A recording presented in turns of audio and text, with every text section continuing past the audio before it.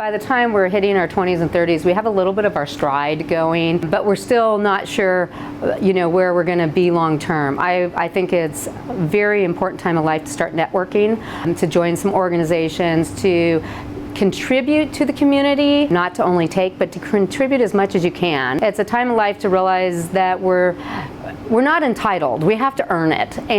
But we have a long, when you're in your 20s and 30s, you have a long time to do it. Every small step is a huge step to where you're going to become. Being in your 50s is I'm in my 50s, and I think it's one of the greatest times of your life. And one of the reasons it's the greatest is because we don't care as much about what everybody thinks. And so we become more ingrained in who we really are and willing to live it. And no matter where we're coming from, I think we've learned more compassion, more understanding, but we're stronger on our own too. There's definitely a time, in our society, 50s we're a lot younger than we used to be 20 years ago. But at the same time, when it comes to work, we're a lot older because of technology.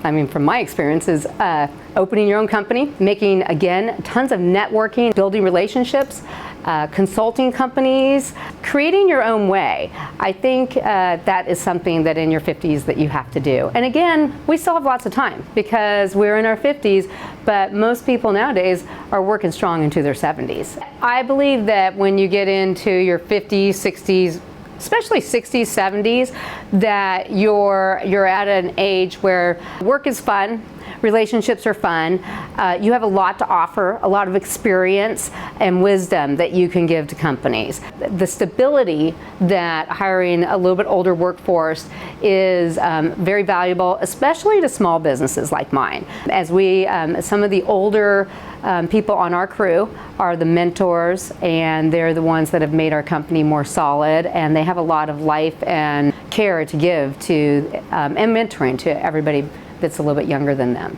I do know that every single one of us have to step up and make a difference, because 5 years ago, we never would have guessed that our city was going to end up with the crime rates that we have right now. And to think that's not going to continue on the same path going forward and do nothing about it that's just guaranteeing disaster for our city. And we have the power to band together and actually make our city vibrant and safe again. But all of us are going to have to team together and do it. And every single one of us has to just look deep and say, how can I do that?